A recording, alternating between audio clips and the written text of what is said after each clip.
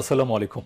বাংলা সংবাদে সবাইকে স্বাগত জানাচ্ছি ফিরোজ তোহা। শুরুতেই বিআরবি কেবলস সংবাদ শিরোনাম। বাংলাদেশের সর্বশেষ গুরুত্বপূর্ণ আপডেট সংবাদে আপনাকে স্বাগত। শুরুতেই সংবাদ শিরোনাম, পরে বিস্তারিত। প্রথমেই জানাবো, খামেনির জানাজায় অংশ নিতে ঢাকা ছাড়লেন স্পিকার। ইরানের প্রাত সর্বোচ্চ ধর্মীয় নেতা আয়তুল্লাহ আলী খামেনির জানাজায় অংশ নিতে জাতীয় সংসদের স্পিকার হাফিজউদ্দিন আহমেদ ইরানের উদ্দেশ্যে ঢাকা ত্যাগ করেছেন। আজ ঢাকার হজরত শাহজালাল আন্তর্জাতিক বিমানবন্দর থেকে তিনি ইরানের রাজধানী তেহরানের উদ্দেশ্যে ঢাকা ত্যাগ করেন। সঙ্গে জামাতের 4 জন এমপি সদস্য রয়েছে, পাশাপাশি রয়েছে নাসির উদ্দিন পাটোয়ারি এবং আরও রয়েছে মামুনুল হকের দলের সংসদ সদস্য পীরজাদা হানজালা। এরপর জানাবো, খেলা দেখা নিয়ে বিরোধে বিএনপি নেতা খুন।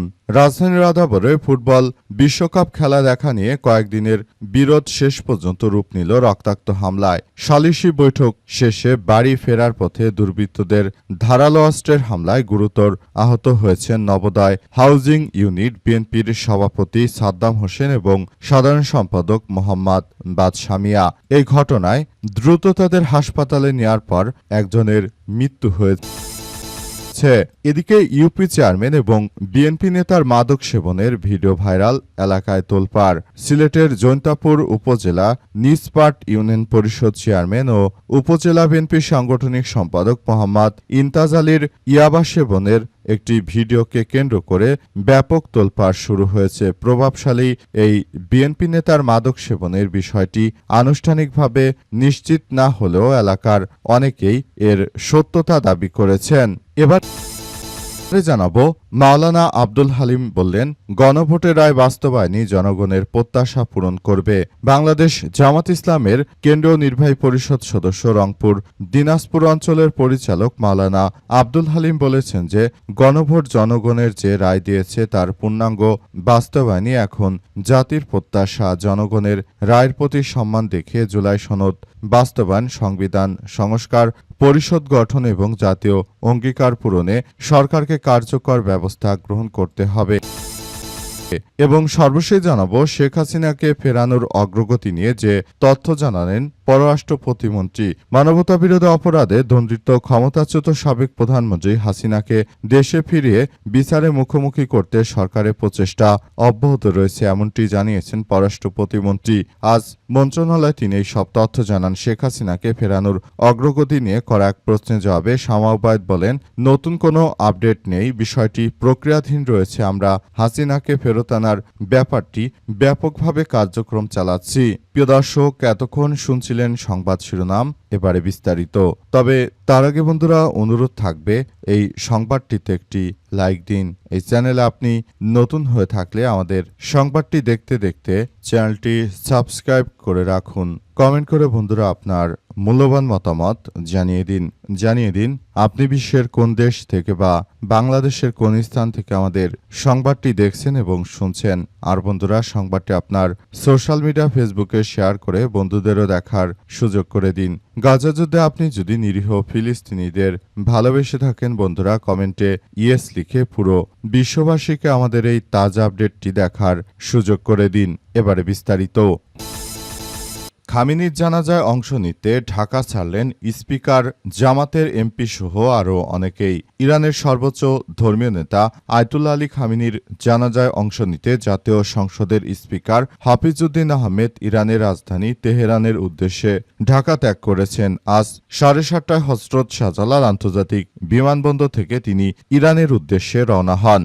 জানা গেছে, জানাজায় অংশগ্রহণ শেষে আগামী 4 জুলাই স্পিকার হাফিজউদ্দিন আহমেদ দেশে ফিরবেন। আয়তুল্লাহ আলী খামেনি 1939 সালের 19 এপ্রিল উত্তর পূর্ব ইরানের মাশহাদে জন্মগ্রহণ করেন। চলতি বছরে 28 ফেব্রুয়ারি যুক্তরাষ্ট্র এবং ইসরায়েলের হামলায় তিনি নিহত হয়েছেন বলে প্রতিবেদনে উল্লেখ করা হয়েছে। মৃত্যুকালে তার বয়স হয়েছিল 86 বছর। এই দখলদার সন্ত্রাসীরা তারা মূলত ইরানের সর্বোচ্চ ধর্মীয় নেতাকে হত্যার মধ্য দিয়ে তারা একটি কালো তালিকা করেছে, অর্থাৎ মুসলিমদের বিরুদ্ধে তারা যে সন্ত্রাসী কার্যক্রম চালিয়েছে সেটা আসলে কোনোভাবেই গ্রহণযোগ্য হতে পারে না। পুরো সন্ত্রাসীরা তারা আসলে সারা বিশ্বের বুকে যে কার্যক্রম শুরু করেছে সেটা কোনোভাবেই গ্রহণযোগ্য নয়। এরপর সন্ত্রাসীরা অনেক চেষ্টা করে তারা মুসলিম রাষ্ট্রগুলোর উপর যতই চাপ প্রয়োগ করুক না কেন শেষ পর্যন্ত আসলে ইরানের কাছেই আত্মসমর্পণ করতে বাধ্য হয়েছে যুক্তরাষ্ট্রের সন্ত্রাসী ট্রাম্প। পাশাপাশি নেতানিয়াহু তার রাজনৈতিক ভবিষ্যৎকে অন্ধকারে ঠেলে দিয়েছে। ইরানের বিরুদ্ধে আক্রমণ চালাতে গিয়ে বরং নেতানিয়াহু পৃথিবীর সবথেকে নিকৃষ্ট পাপিষ্ট ব্যক্তিত্ব। তিনি ইতিমধ্যেই আসলে নিজের ক্যারিয়ার ধ্বংস করে দিয়েছেন। এখন তিনি চাইলে আর কোনো কিছু করতে পারছেন না। খেলা দেখা নিয়ে বিরোধের জেরে বিএনপি নেতাকে হত্যা। রাজধানীর আদাবরে ফুটবল বিশ্বকাপ খেলা দেখা নিয়ে কয়েক দিনের বিরোধ শেষে রূপ নিল রক্তাক্ত হামলায়। সালিশি বৈঠক শেষে বাড়ি ফেরার পথে দুর্বৃত্তদের ধারালো অস্ত্রের হামলায় গুরুতর আহত হন নবোদয় হাউজিং ইউনিট বিএনপির সভাপতি সাদ্দাম হোসেন এবং সাধারণ সম্পাদক মোহাম্মদ বাদশা মিয়া। তাদের উদ্ধার করে প্রথমে শহীদ সোহরাওয়ার্দী মেডিকেল কলেজ হাসপাতালে নেওয়া হয়। পরে অবস্থার অবনতি হলে বাদশা মিয়াকে ঢাকা মেডিকেল কলেজ হাসপাতালে ভর্তি করা হয়। চিকিৎসকরা তাদের মৃত ঘোষণা করেছে। পুলিশ ও স্থানীয় সূত্র থেকে জানা গেছে যে রাতে ব্রাজিল ও জাপানের ফুটবল ম্যাচ দেখা নিয়ে সেখানে মূলত এই সংঘর্ষের ঘটনা ঘটে। সংশ্লিষ্টরা জানান দীর্ঘ আলোচনা হলেও কোনো সমঝোতা হয়নি। রাত আনুমানিক 8টার দিকে সালিশ সংশ্লিষ্টরা তারা বিষয়টি মীমাংসা করার চেষ্টা করে। এরপরই তাদের উপর আতর্কিত হামলা চালায়। ধারালো অস্ত্রের আঘাতে তারা গুরুতর জখম হন। স্থানীয় লোকজন দ্রুত তাদের উদ্ধার করে হাসপাতালে নিয়ে যান। হাসপাতাল সূত্র থেকে জানা গেছে যে বাদশা মিয়ার শরীরে বিভিন্ন স্থানে গভীর জখম ছিল। উন্নত চিকিৎসার জন্য তাকে ঢাকা মেডিকেল কলেজ হাসপাতালে নিলে সেখানে সব চিকিৎসা ব্যর্থ হয়ে তার মৃত্যুর খবর ছড়িয়ে পড়লে হাসপাতাল ও আদাবর এলাকায় দলীয় নেতাকর্মীদের মধ্যে শোক ও ক্ষোভের সৃষ্টি হয়। তেজগাঁও বিভাগের অতিরিক্ত উপপুলিশ কমিশনার ডিসি জুয়েল রানা ঘটনার সত্যতা নিশ্চিত করে জানান যে কয়েকদিন আগে সংঘর্ষের পর উভয় পক্ষ নিজ নিজ উদ্যোগে সালিশে বসেছিল। সালিশ সমাধান না হয় বরং এই ঘটনা ঘটল। তবে হামলাকারীদের শনাক্ত এবং গ্রেপ্তার করে পুলিশ এর একাধিক টিম ইতিমধ্যেই কাজ শুরু করেছে। দেখা যাক শেষ পর্যন্ত বিষয়টি কোন দিকে গড়ায়। ইউপি চেয়ারম্যান এবং বিএনপি নেতার মাদক সেবনের ভিডিও নিয়ে তোলপাড়। সিলেটের জৈন্তাপুর উপজেলায় নিসপাট ইউনিয়নের পরিষদের চেয়ারম্যান মোহাম্মদ ইমতিয়াজ আলীর মাদক সেবনের একটি ভিডিওকে কেন্দ্র করে তোলপাড় সৃষ্টি হয়েছে। প্রভাবশালী বিএনপির নেতার মাদক সেবনের বিষয়টা আনুষ্ঠানিকভাবে নিশ্চিত হওয়া গেছে। এলাকার অনেকেই এই সত্যতার দাবি করেছে, তবে ভয়ের কারণে তারা এখনো নাম প্রকাশ করছে না। বিশেষ করে তার কথিত মাদক সেবনের সঙ্গী ফয়জুল ইসলাম ফজলুর একটি ফেসবুক পোস্টকে কেন্দ্র করে এই দাবির সমর্থন হিসেবে উল্লেখ করেছে। একাধিক যোগাযোগের চেষ্টা করা হলেও চেয়ারম্যানের মোবাইল বন্ধ পাওয়া গেছে। রুহুল আমিন নামের এক ফেসবুক ব্যবহারকারী সামাজিক যোগাযোগ মাধ্যমে প্রকাশিত 46 সেকেন্ডের একটি ভিডিও বিভিন্ন ফেসবুক আইডি ও মোবাইল ফোনে ছড়িয়ে পড়লে ভিডিওটি জৈন্তাপুর নিসপাট ইউনিয়নের সারিঘাট ঢুপি গ্রামের বাসিন্দা ফয়জুল ইসলাম ফজলুর ঘরে চেয়ারম্যান ইমতিয়াজ আলীর ইয়াবা সেবন করার ভিডিও দেখা গেছে বলে দাবি করা হয়। ভিডিওতে ফয়জুল ইসলামকে আগুন দিয়ে সহায়তা করতে দেখা গেছে বলে অভিযোগ পাওয়া গেছে। শিমুল এবং তারা দুইজন মিলে এই মাদক সেবন করছিল এবং তাদের বিরুদ্ধে যথাযথ যেন আইনগত ব্যবস্থা গ্রহণ করা হয় এসব দাবি তুলেছে এলাকাবাসী। মূলত তারা এলাকায় এই ধরনের ত্রাসের রাজত্ব কায়েম করেছিল।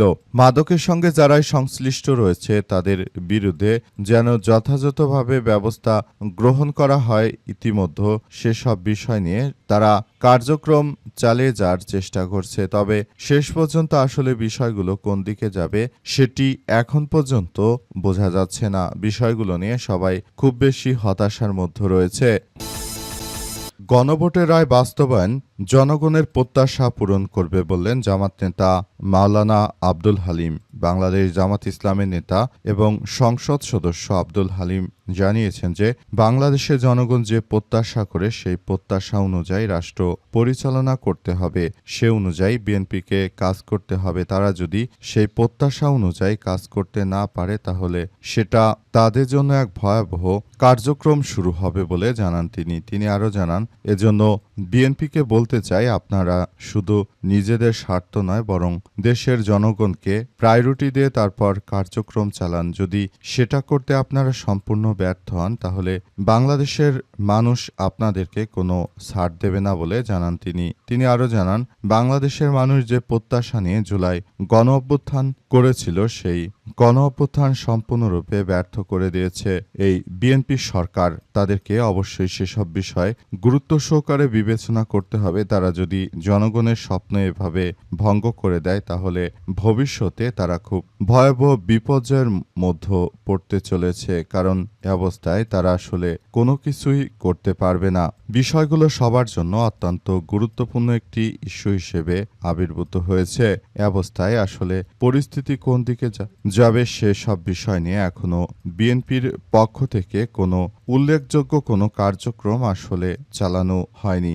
জুলাই গণ অভ্যুত্থান নিয়ে তাদের কোনরূপ আগ্রহ বা কোনো বিষয়গুলো পরিলক্ষিত হচ্ছে না। মূলত এই বিষয়গুলো